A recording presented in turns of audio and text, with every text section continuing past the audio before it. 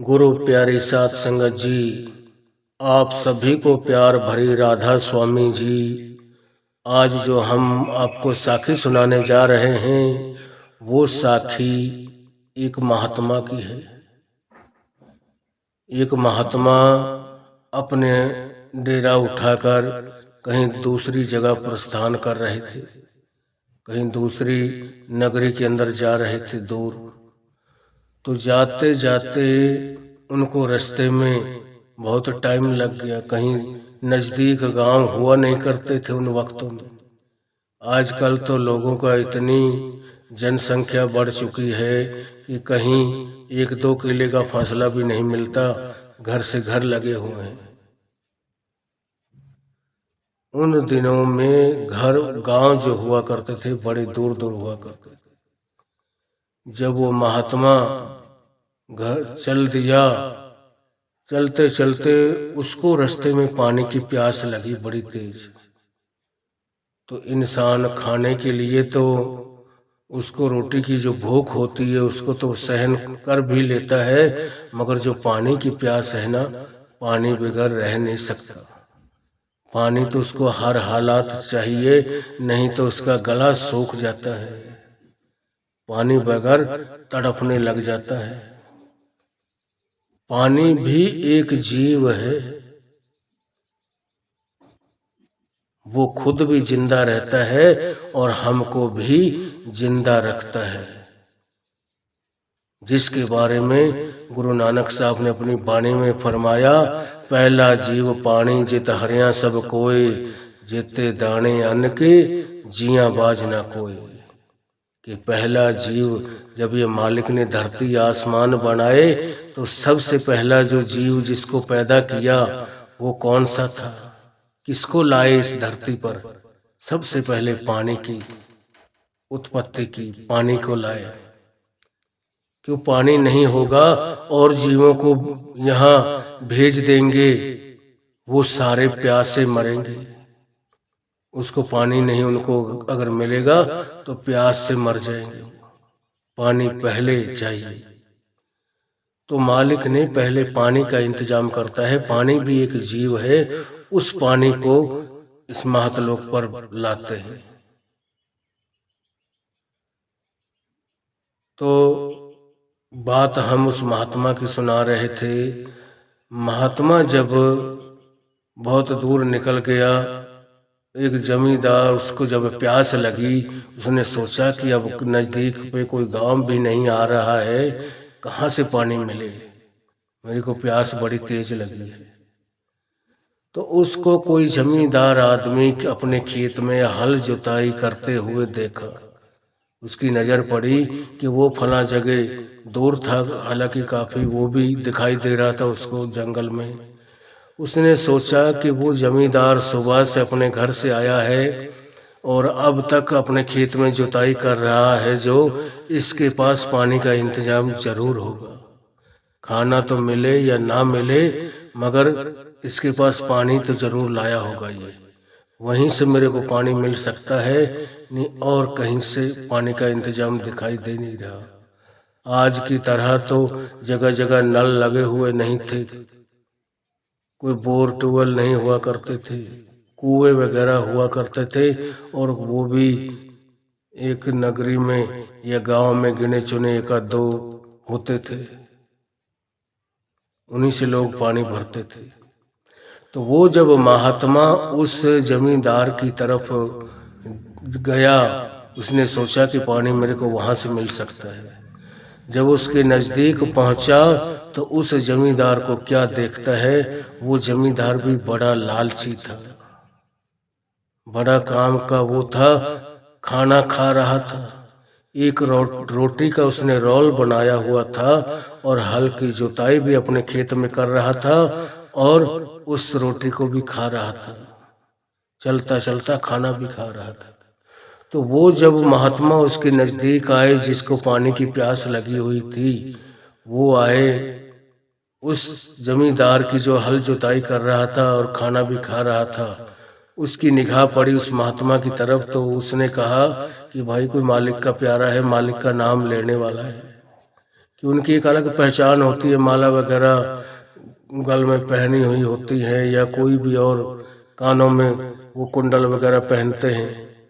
मालिक के भजन बंदगी करने वालों को एक अलग पहचान, लाल रंग के कपड़े होते हैं, भगवे कपड़े होते हैं उनके भक्ति वाले। तो जब वो जमींदार के पास गया, जब उसने उसको देखा तो वो हल भी जुताई कर रहा था और खाना भी खा रहा था। जब उस जमींदार के नजदीक गया, उसकी नजर उस महात्मा के ऊपर पड़ी जमींदार की, तो वो कहने लगा उस महात्मा से कि महात्मा जी खाना पाओ। तो महात्मा ने आगे से कहा कि भाई मैं खाना तो आपके पास पता नहीं यहाँ है या नहीं है, मगर मेरे को आप पानी जरूर दो पीने के लिए।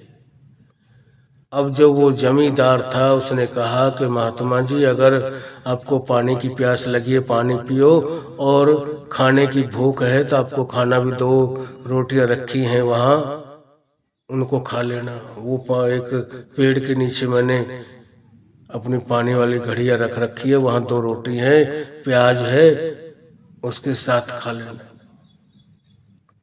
तो वो महात्मा, पानी की प्यास बहुत तेजी से लगी हुई थी उसको, वो उस तरफ चला गया। वहां जाके पहले 2 घूंट पानी भरता है, क्यों भूखे पेट से एकदम पानी बहुत देर हो जाए ना हमको मिले हुए, और एकदम से हम पानी पीते हैं तो हमारे कालजे को बहुत तेज से पकड़ लेता है। वो इतना टक्कर लगता है जैसे किसी ने कोई अपने कलेजे में बड़ी तगड़ी कोई चीज रख दी हो भारी, ऐसे कलेजे में चीस लगनी शुरू हो जाती है। तो उसने थोड़ा पानी पिया आराम से, और कुछ आराम करने के बाद में वहाँ 2 रोटियां रखी थी, लस्सी रखी थी, उसने वो लस्सी के साथ वो 2 प्रसादे खा लिए, पानी पी लिया, उसकी आत्मा जो थी तृप्त हो गई। अब वो महात्मा खुश हो गया, और खुश होने के बाद में उस जमींदार के पास गया जहां वो हल जोताई कर रहा था पास में। जब वो हल जोताई कर रहा था उसके पास जाके वो महात्मा कहने लगा कि भाई है जमींदार, मैं तेरे ऊपर बड़ा खुश हूँ, मेहरबान हूँ, और मैं तेरे को सतलोक पहुंचाना चाहता हूँ। मैं नहीं चाहता कि आप सारे दिन इतनी धूप गर्मी में धक्के खाते फिरो, यहाँ परेशान रहो। अब वो जो महात्मा था बड़ा पहुंचा हुआ था, बहुत कमाई वाला था। तो वो उस जमींदार से कहने लगा कि भाई मैं आपके ऊपर बड़ा खुश हूँ, मैंने आपका अन्न जल खाया है, मैंने नमक खाया है आपका, मैं हराम नहीं करूँगा, और मैं चलो आपको सतलोक ले चलता हूँ, और नहीं तो कोई आपका गुरु नहीं है, आप नरकों की दुखों में कहाँ जमों के दुख उठाओगे, मैं खुश हूँ आज, और चलो आपको सतलोक ले चलता हूँ। तो उस महात्मा ने, उस जमींदार ने उस महात्मा से कहा कि महात्मा जी ऐसा है, मेरे 3 लड़के हैं, मैंने 2 की शादी कर दी है और एक अभी रह रहा है, मैं उसकी शादी कर लूं और उसके बाद मेरे को ले चलना। अब वो महात्मा कहने लगा उस जमींदार से कि जी आप बताएं फिर मैं आपको कब लेने के लिए आऊं। मैंने आपको वचन दे दिया है कि आपको सतलोक जरूर ले चलूंगा, आपकी रूह को छोड़ूंगा नहीं। तो उस जमींदार ने उस महात्मा से कहा कि महात्मा जी आप 1 साल के बाद मेरे को लेने आना, इतने में इसकी शादी वगैरह कर दूंगा। मेरे सिर से जो जिम्मेवारी होती है माँ बाप की, वो मैं अपनी पूरी निभा दूंगा जिम्मेवारी, फिर उसके बाद में मेरे को ले चलना। कहने लगा वो महात्मा ठीक है जी मैं जा रहा हूँ, 1 साल के बाद आऊंगा। अब जब 1 साल हो गया पूरा, महात्मा चल दिया उसकी तरफ। उसने उसका घर बार पूछ लिया था कहाँ है, कहाँ रहते हो, पूरा इसका एड्रेस जगह।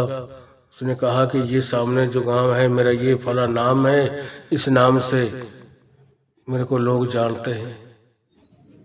अपने पिता का नाम सब कुछ बता दिया उस महात्मा को, पूरा एड्रेस। अब जब वो उसको ले जाने का वक्त आया, अभी 1 साल में से कोई 8-10 दिन कम थे। 8-10 दिन पहले उसको बुखार चढ़ना शुरू हो गया, उस जमींदार को। और उसको बुखार चढ़ते चढ़ते बुखार से इतना टूट गया, उसका रोटी पानी छूट गया, और उसने उस महात्मा के पहुंचने से पहले पहले अपना शरीर त्याग दिया। जब तक वो महात्मा पहुंचे वो अपने शरीर को छोड़ चुका था। उसने अपने लड़के की शादी भी कर ली थी जो रह रहा था एक। अब जब महात्मा पूछता पूछता उस जमींदार के घर गया तो घर से जाके पूछा, उसी का वो लड़का मिला जो छोटा, जिसके साथ वो रहा करता था। वो आया, उससे पूछा कि बेटा आपके पिता कहाँ हैं? कहने लगा वो लड़का कि बाबा वो तो मालिक का प्यारा हो गया। कहने लगा कैसे, क्या क्या हो गया उसको? वो तो ठीक था।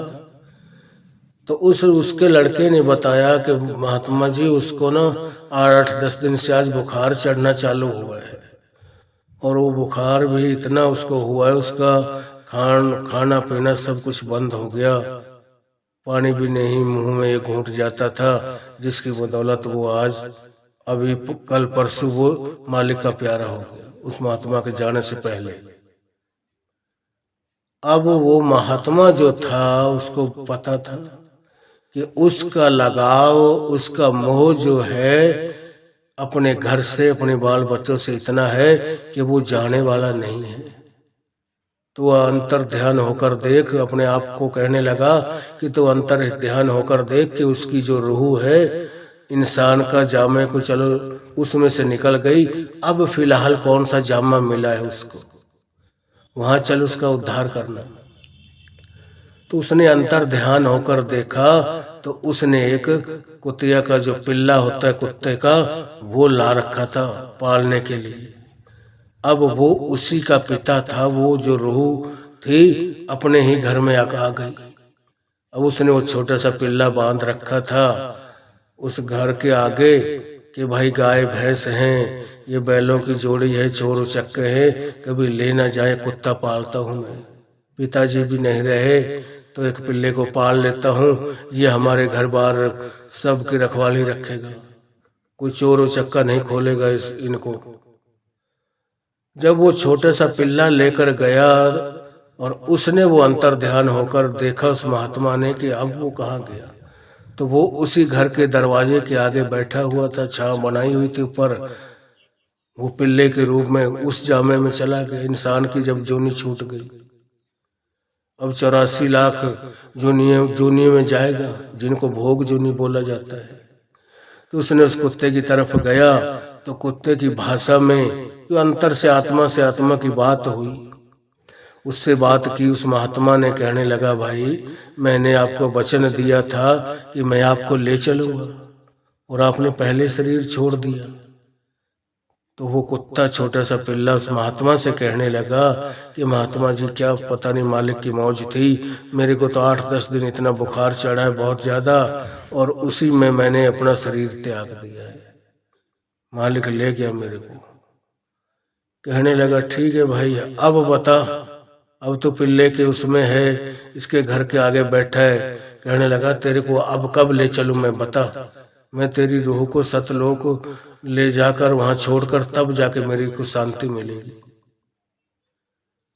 अब वो कुत्ता मजबूर था, कहने लगा भाई मैंने आपको वचन दिया है।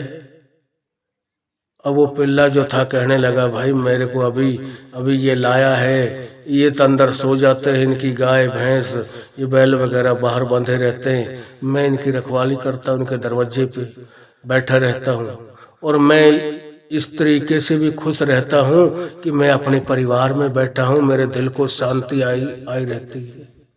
मैं अपनी बहू बेटी को, सारे पोता पोती जितने परिवार है सबको देखता रहता हूँ, मेरा दिल खुश रहता है अपने घर के आगे बैठा हुआ देख।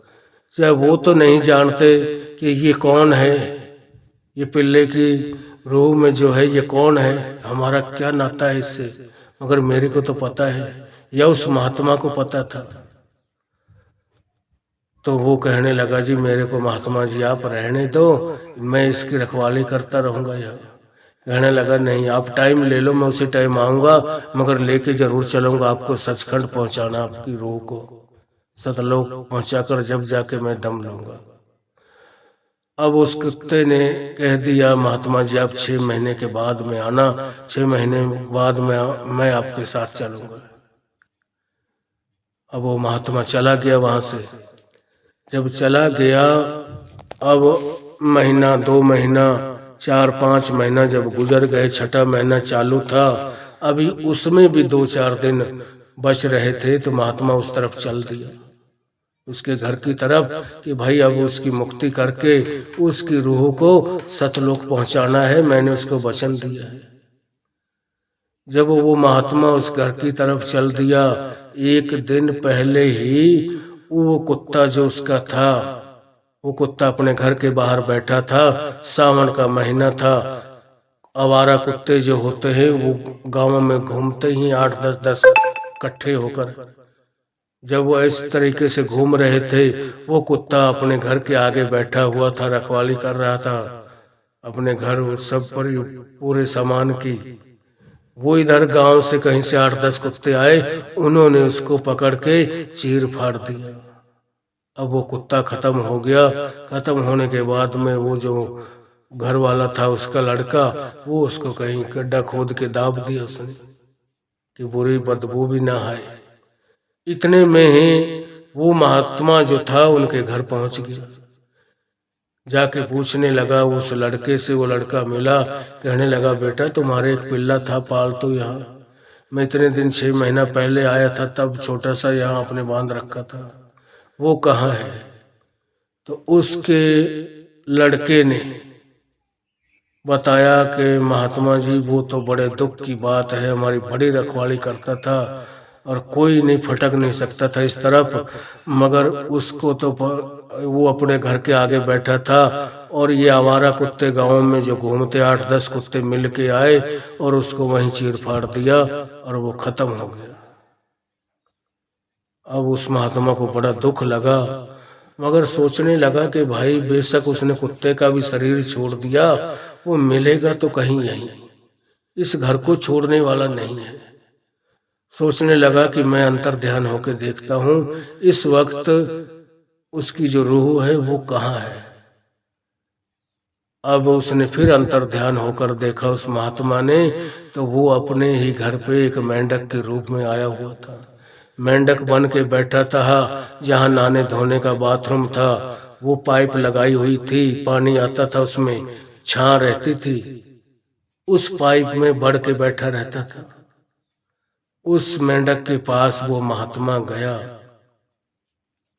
जाके कहने लगा कि भाई क्या बात है, मेरे को भी आप चकमा दे रहे हो, मैं भी आपके लिए बार बार आता हूँ कि आपकी रूह को चलो सचखंड ले चलो, इस जन्म मरण की नगरी में क्यों दुख कष्ट भोगते हो, कभी किसी जूनी में कभी किसी जूनी में। तो उसने सब कुछ बता दिया, उसको समझ आ गया उसकी बोली में कि वो तो महात्मा क्या था, एक मालिक का रूप था। उसी की भाषा में उसने बात की कि भाई पहले इंसान की जूनी में आपसे वचन किया कि साल बाद आपने टाइम मांगा, 1 साल का, साल बाद मैं गया तो आपने पहले चोला छोड़ दिया, फिर अब मैं आया हूँ दोबारा कुत्ते के उसमें आप बैठे हुए थे, फिर आपने मेरे से 6 महीने का टाइम मांग लिया। अब देख रहा हूँ, मैंने अंतर ध्यान होकर देखा है कि इस वक्त उसकी रूह कहाँ है, वो इस घर को छोड़ने वाला तो नहीं है, उसको शांति नहीं मिलती जब तक इसी घर में वापस ना आए, अपने घर परिवार वालों को, सारे सदस्यों को ना देखे। तो वो कहाँ है, अब तू बता। अब वो महात्मा उस मेंढक से कहने लगा कि अब भाई बता, तूने वो पिल्ले का भी, इंसान की जूनी से भी आप निकल गए मेरे आने से पहले, फिर आपने पिल्ले का भी शरीर त्याग दिया, अब आप मेंढक की जूनी में हो, अब बताओ आपको ले चलूं, अब आपकी रूह को सचखंड ले चलूं, मेरी भी जिम्मेवारी खत्म हो। तो वो जो मेंढक था उस महात्मा से कहने लगा कि महात्मा जी अभी रहने दो, आप, मेरे को ना बड़ा सुकून रहता है, बड़ी शांति से मैं बड़ा खुश रहता हूँ इस नाली में बैठा हुआ, देखता रहता हूँ कि मेरा बेटा बेटी बहू पोता पोती मेरा सारे परिवार मेरा धन ढोर सारे परिवार को मैं देखता रहता हूँ। मैं खुश रहता हूँ अपने परिवार में रह के, और मेरे को आप अभी मत ले चलो। तो वो महात्मा बोला, भाई मैंने आपको वचन दिया है आपकी रूह को सतलोक जरूर ले चलूंगा, बताओ कब ले चलूंगा। तो अब उस मेंढक ने 1 महीने का नाम ले दिया कि महात्मा जी 1 महीना और रहने दो, मेरे को छुट्टी दे दो महीने की, महीने बाद आप आना और मैं आपके साथ चलूंगा, आप सतलोक ले चलना मेरे को। तो इतनी जब बात हुई वो महात्मा वहां से चला गया। जब महात्मा चला गया तो जब 1 महीना होने वाला था, अभी 1 दिन कम था, तो वो वहां से चल दिया उसको लेने के लिए, उसकी रूह को सतलोक पहुंचाने के लिए। तो वहां जब गया, जाने से पहले 1 दिन उनके जो वो बाथरूम का पानी था उसके अंदर कोई पन्नी कागज वगैरह आ गए, वो पानी रुक गया और उसमें निकल नहीं रहा था। उन्होंने की बड़ी एक छड़ लाए, जो पतला बांस लेकर आए, उन्होंने उस नाले के अंदर जब मारा तो वो जो मेंढक बैठा हुआ था उनका पीछे हटता उसको पीछे से दाब लग गई, उसके वो कालजे में जोर से टक्कर लगी, वो मेंढक उसी नाली में मर खत्म हो गया।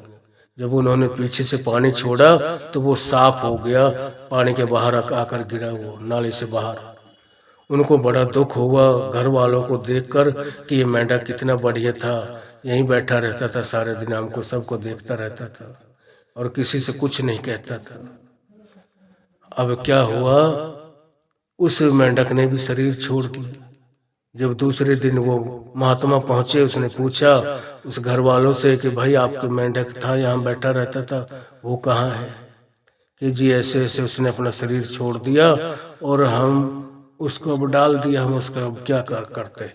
पानी रुक गया था, ऐसे ऐसे नाली में बैठा रहता था, हमने उसके अंदर लकड़ी मारी, उसके लग गई, वो खत्म हो गया। जो वो महात्मा था सोचने लगा कि वो उसका लगाव इस घर से इतना है कि वो जाने वाला नहीं है, होगा तो कहीं यहीं पे इसी घर में। उसने फिर दोबारा से अंतर्ध्यान होकर जब देखा तो उसकी रूह उस वक्त उस घर के आसपास नहीं थी, न उस घर में था। अब वो महात्मा बड़ी सोच में कि भाई अब कहाँ चला गया। 3 बार तो वो वापस आ गया दोबारा मुड़ के शरीर छोड़कर, इसी घर में कोई न कोई किसी जामे में जन्म ले लेता था, इसी में था, अब कहाँ चला गया। फिर उसने उसके खेत की तरफ अपनी निगाह को घुमाया तो वहां उसको नजर आया कि ये जो गोबर के नीचे एक भिंडा होता है, टिड्डा टाइप बोलते हैं उसको, कई उसके नाम अलग अलग जातियों अलग अलग तरीके से उसके नाम रखे हुए होते हैं। वो गोबर के नीचे उसके अंदर बढ़ जाएगा और उसके गोले बनाकर वो पीछे पीछे लेकर चला जाता है, गोले बनाता जाएगा, पीछे हटता चला जाएगा। अब वो महात्मा जब वहां गया, वो गोबर के ऐसे गोले बना बना के उसके खेत में डाल रहा था। जब उसने पूछा कि भाई अब क्या कर रहा है, तो आपने मेंढक का भी शरीर छोड़ दिया, चलो आपको सचखंड ले चलो, मेरी भी जिम्मेवारी खत्म हो। तो वो आगे से वो जो टिड्डा था, छोटा सा एक जीव, उसने आगे उस महात्मा से कहने लगा कि भाई क्या करूं, मैं चलता तो जरूर, ये मेरा लड़का एक जो है ना पागल है बिल्कुल, इसको कुछ पता ही नहीं जमींदारा कैसे होता है। अब आगे बाजरे की फसल बुआई होगी और ये खाद घर से भरवा के लाया है बैलगाड़ी में, और एक ही कोने में डाल के चला गया सारे गोबर की खाद को।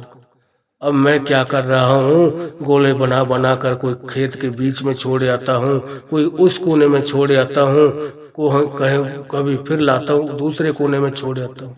इसी तरीके से उसका पूरे खेत में मैं खाद फैला रहा हूँ ताकि जो फसल बुआई करेगा अच्छी होगी उसकी। तो वो महात्मा कहने लगा, भाई जो उसकी किस्मत में मालिक ने लिख दिया, आप ये खाद को डालो या मत डालो, क्यों आप चक्कर में पड़ रहे हो, आपको चलो मैं सतलोक ले चलता हूं। उस वक्त हारे से मन से कहने लगा वो जीव उस महात्मा से कि चलो महात्मा ले चलो मेरे से। आप भी कहोगे कि तीसरी चौथी बार मैं आया हूं, अब भी कोई न कोई बहाने बना रहा है, चलो मैं आपको ले चलता हूं। तो उसने जब हाँ करी तो उन्होंने वो मेहर भरी उसके ऊपर वो दृष्टि डाली, उसी वक्त उसके प्राण पखेरु हो गए। उसकी रूह को वो सचखंड लेके चले गए, वहां छोड़कर आए। इसी तरीके से जो संत महात्मा है वो हमें इस दुनिया में से, इस काम क्रोध की आग में से निकालने के लिए आते हैं, मगर हम निकलना नहीं चाहते। और हम यहाँ फंसे हुए क्यों हैं? कौन सी ऐसी चीज है जिसने हमको अपने मालिक से, अपने परमात्मा से नहीं मिलने दिया? वो सिर्फ मोह है। एक मोह ने हमें ऐसा फंसाया हुआ है, हमें उसी के बंधनों में हम बार बार दोबारा फिर खींचे चले आते हैं। कोई किसी जामे में, कोई किसी जामे में, अपने ही घर में आ जाते हैं फिर, सिर्फ मोह के कारण। एक मोह ऐसी चीज है जिसने हमें इस दुनिया में फंसाया हुआ है, जो कि हम आज तक उस कुल मालिक से, उस परमात्मा से मिल नहीं सके हैं। तो हमें चाहिए है हम उस मालिक की भजन बंदगी करें, उसकी इबादत करें, ताकि मालिक हमें अपनी गोद में बैठा ले। हमें एक पल का पता नहीं होता। आज हम कोई अगर मकान बनाते हैं ना, तो हम इतनी गारंटेड चीज लाते हैं, उससे बार बार पूछते हैं दुकानदार से कि ये जो मैं सरिया ले जा रहा हूँ, सीमेंट ले जा रहा हूँ, या कोई गार्डर लेके जा रहा हूँ, इसकी म्याद कितनी है, ये कितने सालों तक चल जाएगा? ये हमारी खुद की म्याद का पता नहीं, इंसान को अपने दिनों का पता नहीं होता। और जो मकान बनाता है वो हजारों सालों की नींव पक्की रखता है, अपने एक दम का पता नहीं। इसको आदमी क्यों बोलते हैं? एक दम आदमी, जब उसके अंदर श्वास आ रहा है तो वो आदमी है, जब वो नहीं आया तो मिट्टी की राख है, वो खाली मिट्टी है। और मालिक क्यों नहीं दिखाई देता? मालिक तो हमारे अंदर बैठा हुआ है। इसीलिए गुरबाणी में लिखा हुआ है, सब किछ घर में बाहर नाही, बाहर ढूंढे सो भरम भुलाई। कि इस शरीर